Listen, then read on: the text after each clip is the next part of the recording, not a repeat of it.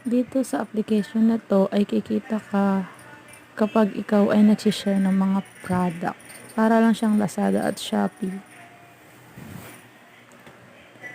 Hindi mo na kailangan mag-invest. Pumili lang kayo dito ng ipa-share natin mga product. Kada share ay may mga ma-earn tayong points.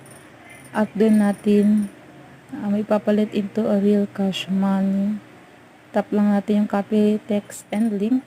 Then share po natin yan sa ating mga messenger o sa anumang social media na meron tayo. At kada send nito ay makakapag-earn tayo ng points. At kailangan lang natin yung ipunin at maipalit into a real cash.